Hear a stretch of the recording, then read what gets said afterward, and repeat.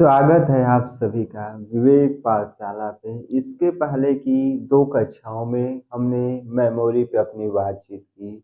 संभवतः आज की कक्षा में मेमोरी पे बातचीत संपूर्ण होने की संभावना है। अतः इसके पहले की 2 भी कक्षाएं हैं, उसको देखने के बाद यह देखें।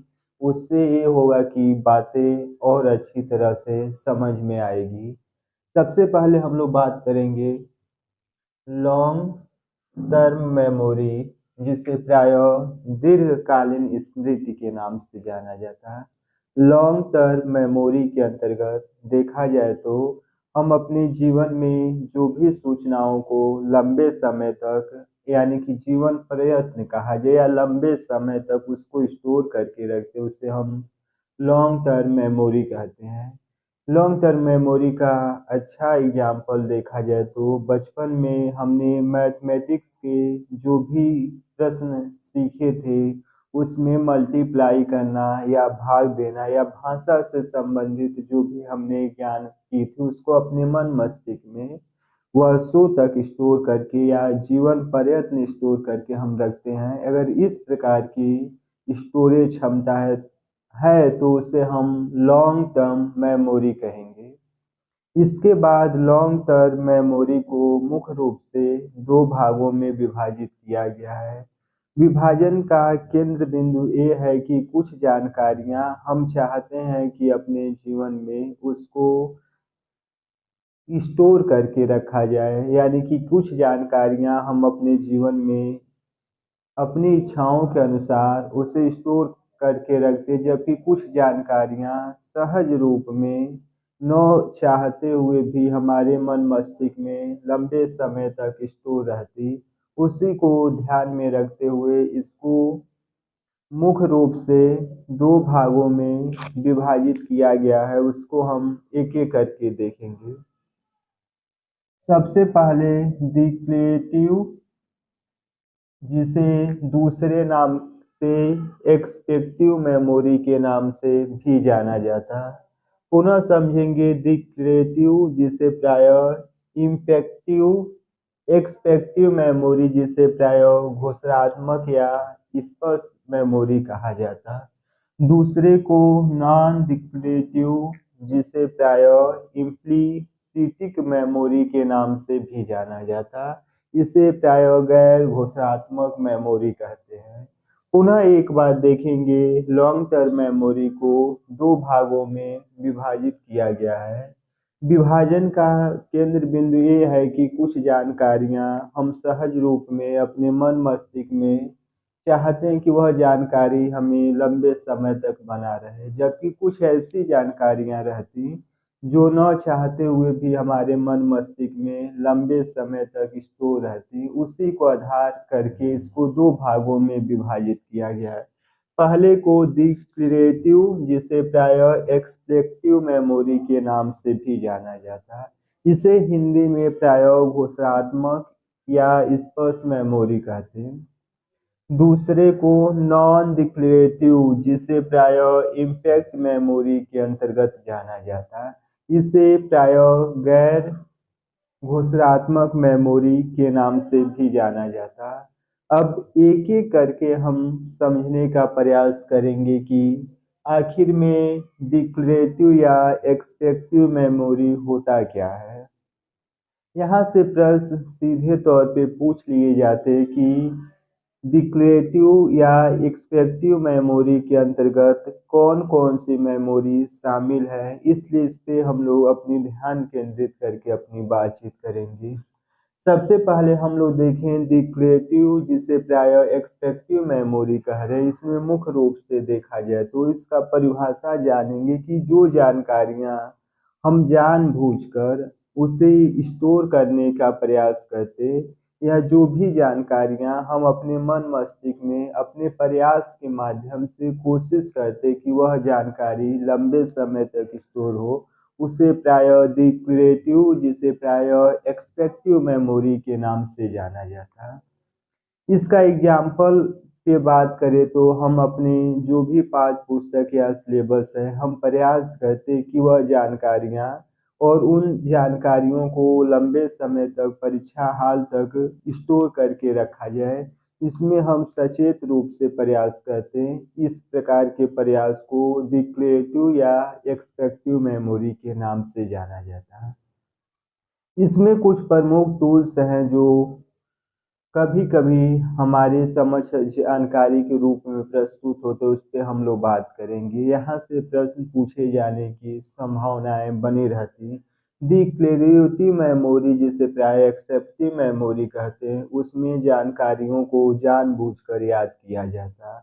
एग्जाम्पल के रूप में हम अपने जो भी पेपर है उस पेपर से संबंधित जो भी जानकारी है कोशिश करते हैं कि वह जानकारी लंबे समय तक हमारे मन मस्तिष्क में बना रहे। इसमें देखा जाए तो एपिसोडिक मेमोरी, यानी कि जो जीवन के कुछ प्रसंग के रूप में घटनाएं हमारे सामने प्रस्तुत होती, उसे प्राय एपिसोडिक मेमोरी के अंतर्गत जाना जाता है।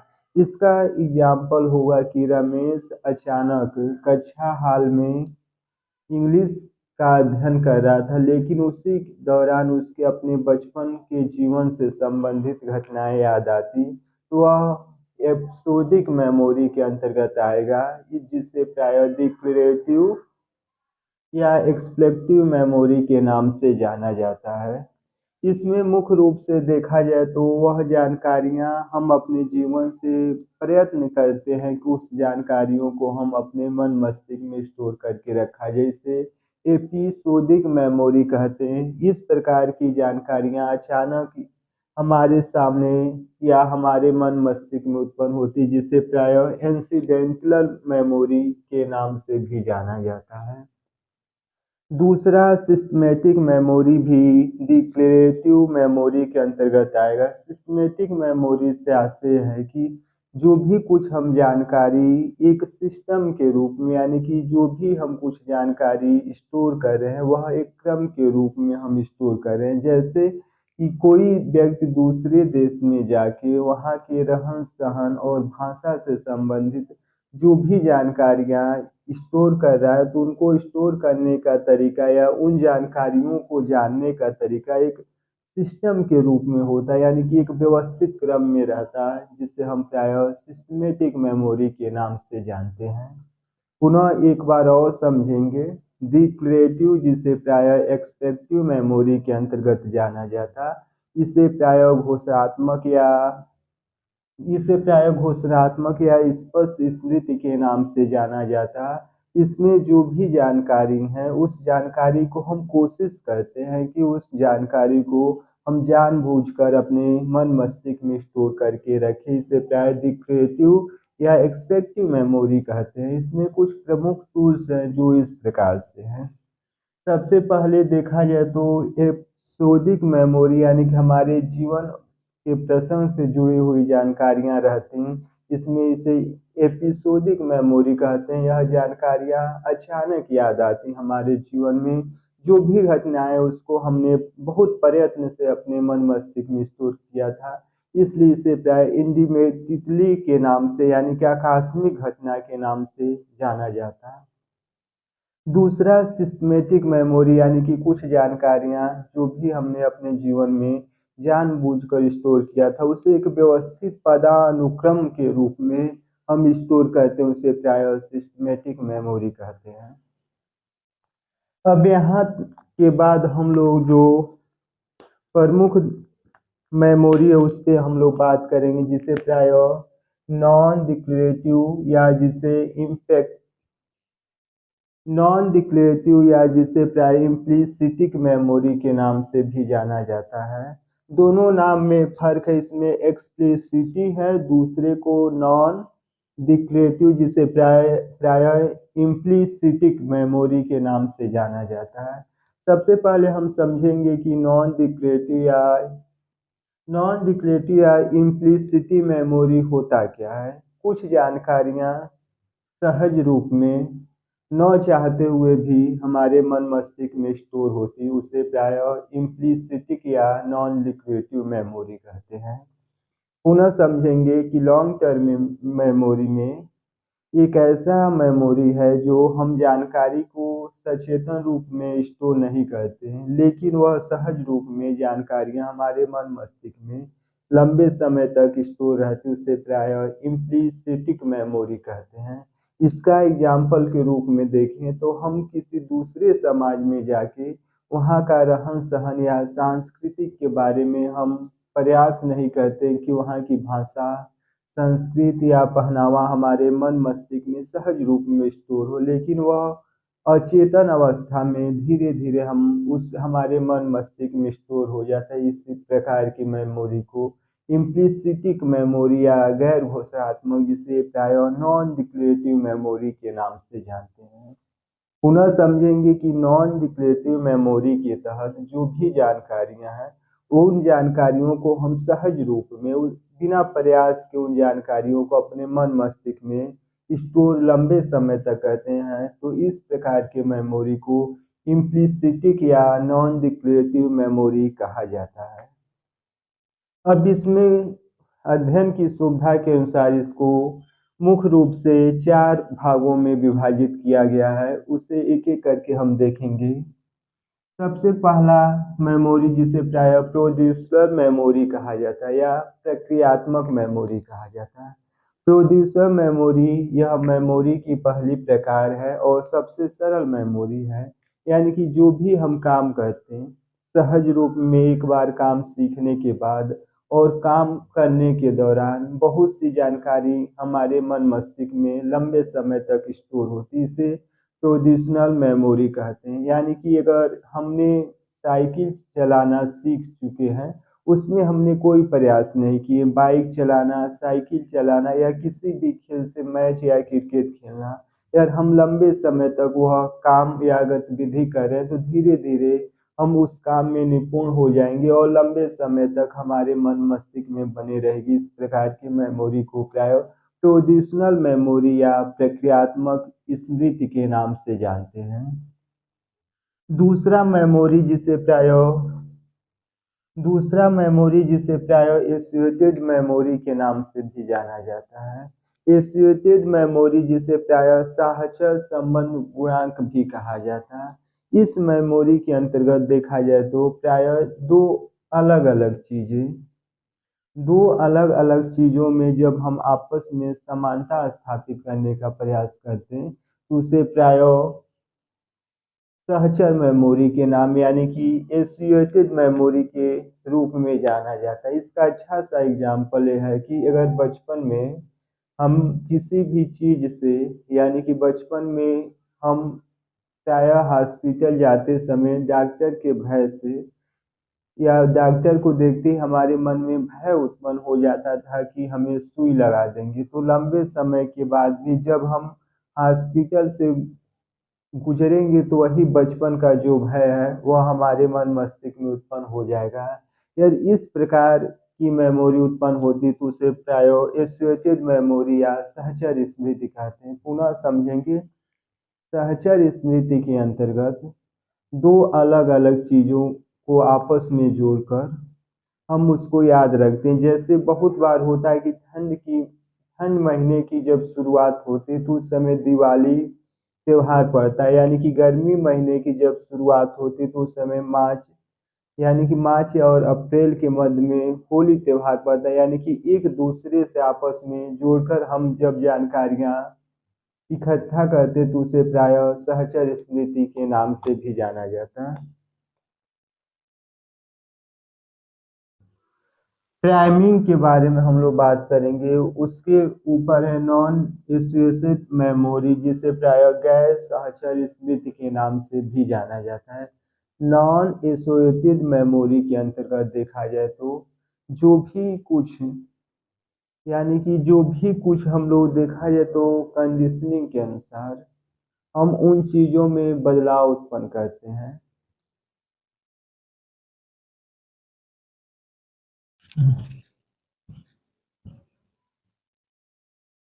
हम लोग पहले जिसे प्राय प्रोसीड्यूरल मेमोरी, जिसे प्राय प्रक्रियात्मक स्मृति के नाम से बात कर रहे थे, उस पर हमने देखा कि जो भी जानकारी सहज रूप में या किसी काम को करने के दौरान लंबे समय तक स्टोर होती है उसे प्रायः प्रक्रियात्मक स्मृति के नाम से जाना जाता है। इसमें मुख्य रूप से देखा जाए तो साइकिल चलाना, कोई खेल खेलना, बाइक चलाना या डांस करना, इसमें सहज रूप में वह जानकारी लंबे समय तक स्टोर रहती।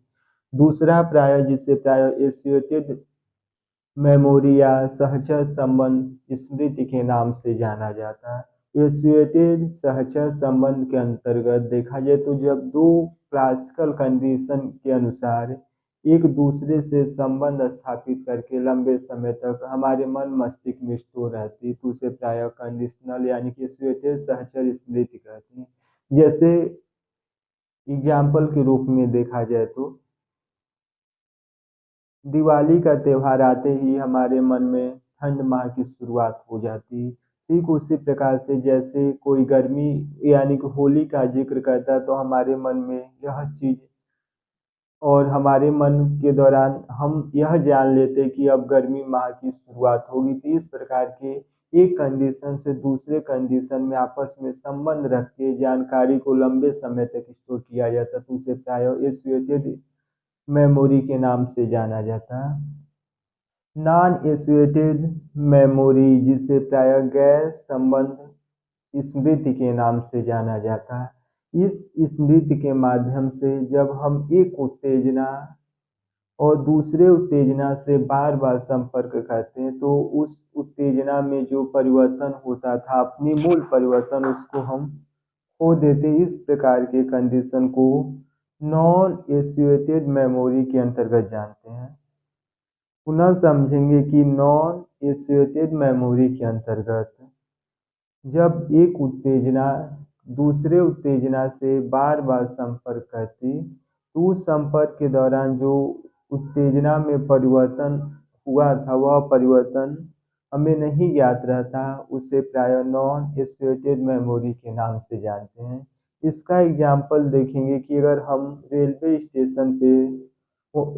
स्टेशन के आसपास में रात्रि प्रतिदिन गुजार रहे हैं तो एक समय शुरुआती दौर में उसके शोर शराबा से हमें समस्याएं उत्पन्न होगी, लेकिन धीरे धीरे वह समस्याएं हमको विचलित अब करना बंद कर देगी। यानी कि एक उत्तेजना जो बार बार देखा जाए तो बार बार समस्या उत्पन्न कर रही थी, लेकिन लंबे समय तक वहाँ पे उपस्थित रहने के कारण वह समस्या धीरे धीरे समाप्त हो जाती है। अगर इस प्रकार की स्मृति है तो उसे प्रायः नॉन एसोसिएटेड मेमोरी के नाम से जानते हैं।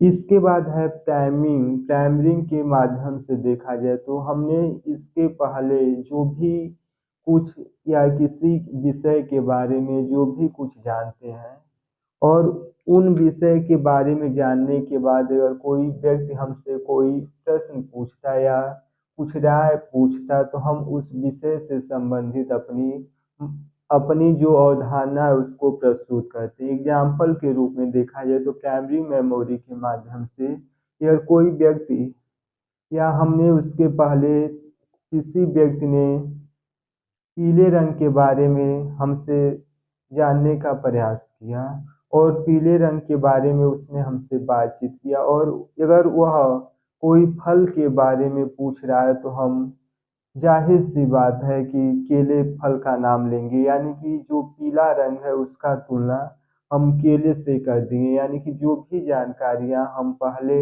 या उसके पहले जान चुके हैं प्राइमरिंग के माध्यम से जो भी कुछ जान चुके उसका अगर हमसे कोई संबंध स्थापित करने का कहता है तो उन्हीं जानकारियों के माध्यम से उस चीज़ या वस्तु का नाम लेते से प्राइमरिंग कहते हैं। यहाँ से स्मृति से संबंधित जो भी प्रश्न थे इसके अंतर्गत ही आएंगे। धन्यवाद।